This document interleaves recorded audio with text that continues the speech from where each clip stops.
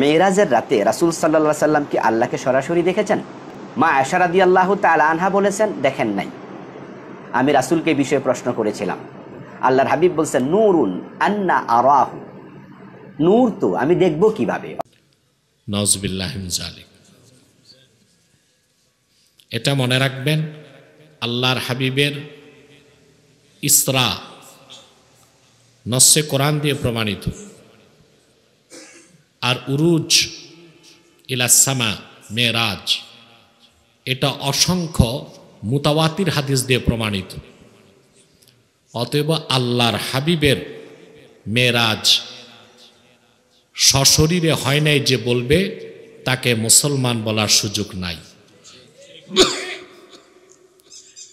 এই ক্ষেত্রে মূর্খরা আম্মাজান আয়েশার একটা হাদিস বর্ণনা করেন।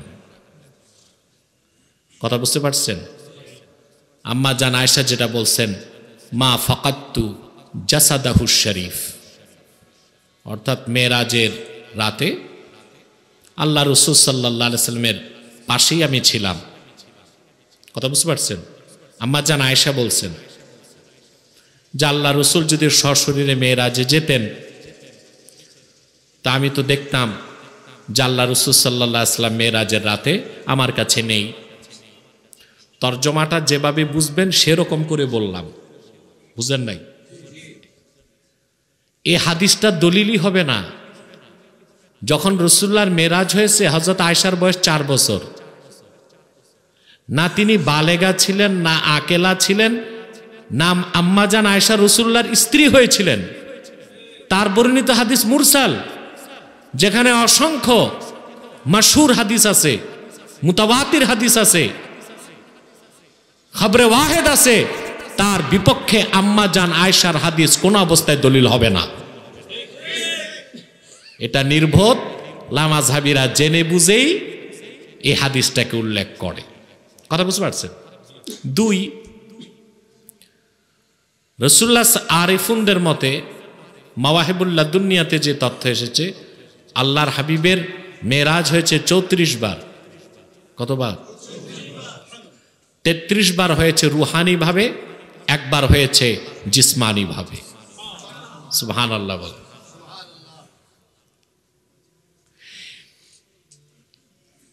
জিসমানি ভাবে সশরীরে যেন আল্লাহর হাবিব ধুলক বুলক ছাড়িয়ে 7 আকাশ পেরিয়ে সিদরাতুল মুনতাহার উপরে, লা মাকান ও লা জামানের উপরে 70,000 নূরের পর্দা পার হয়ে আমার আল্লাহর আরশে আজিমে যে চর্মচক্ষে যেন আল্লাহর হাবিব মুহাম্মদ সাল্লাল্লাহু আলাইহি সাল্লাম আল্লাহকে দেখতে পারেন, সেজন্য রাসূলুল্লাহ 4 বার আল্লাহ বক্ষ বিদারণ করছেন।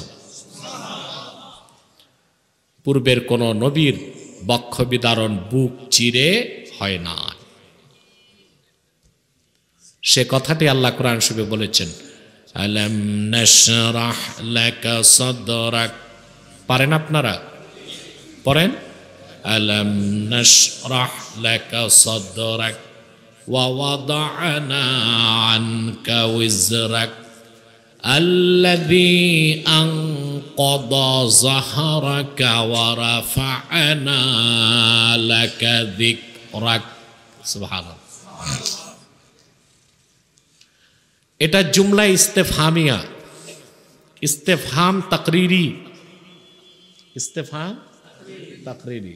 আরবি ব্যাকরণে প্রশ্নবোধক বাক্য অনেক প্রকার, যেমন ইংরেজিতে আছে ইন্টারোগেটিভ সেন্টেন্স, বাংলায় প্রশ্নবোধক, আরবিতে জুমলা ইস্তেফহামিয়ার প্রকার আছে। প্রশ্ন করলে উত্তর যদি হাবাচক হয় ওটা জুমলা ইস্তেফহামিয়া তাকরিরি, ইস্তেফহাম তাকরিরি। আল্লাহ তার হাবিবকে নেয়ামতের কথা স্মরণ করিয়ে দিয়ে বলেন, আলাম নাশরাহ লাকা সাদরাক। মুহাম্মদ সাল্লাল্লাহু আলাইহি সাল্লাম, আমি কি, এখানে আল্লাহ লাকা ব্যবহার করছেন, আল্লাহ বলতে পারতেন আলাম নাশরাহ সাদরাক, আল্লাহ বলছেন লাকা সাদরাক।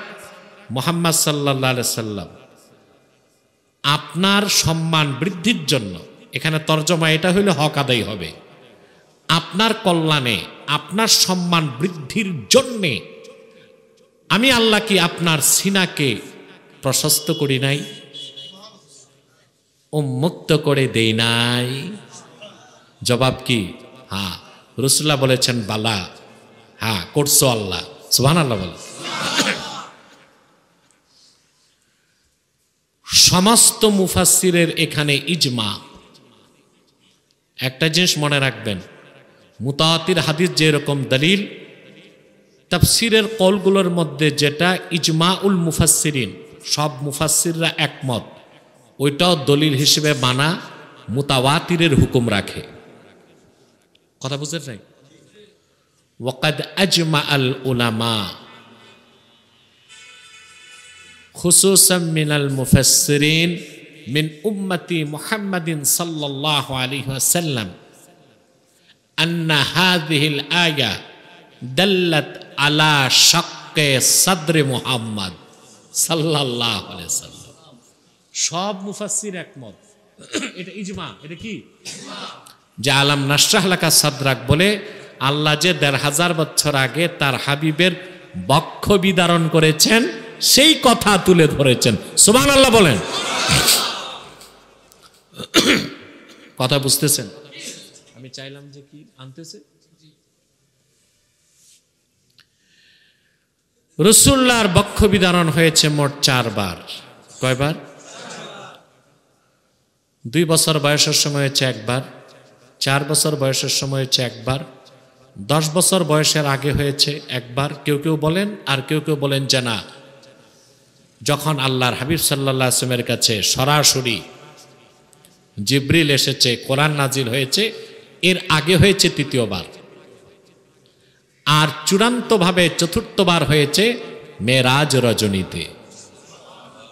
আরে ভাই, পুরুষের কণ্ঠে বলেন সুবহানাল্লাহ।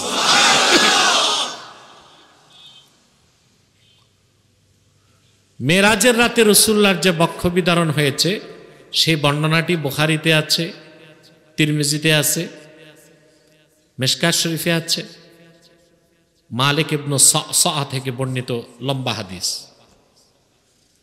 বর্ণনাটি বাইহাকি দালায়েলুন নুবুওয়াত উল্লেখ করছেন। আল্লাহর হাবিব বলেন, আমি একটি রায়াতে এসেছে হাতিমে কাবায় শুয়েছিলাম, আরেকটি বর্ণনায় উম্মে হানির ঘরে ছিলাম। বুঝলেন? আল্লাহর ঘর বাইতুল্লাহর সাথে হযরত উম্মে হানির ঘর ছিল। এখন সেখানে হেরাম। বুঝলেন?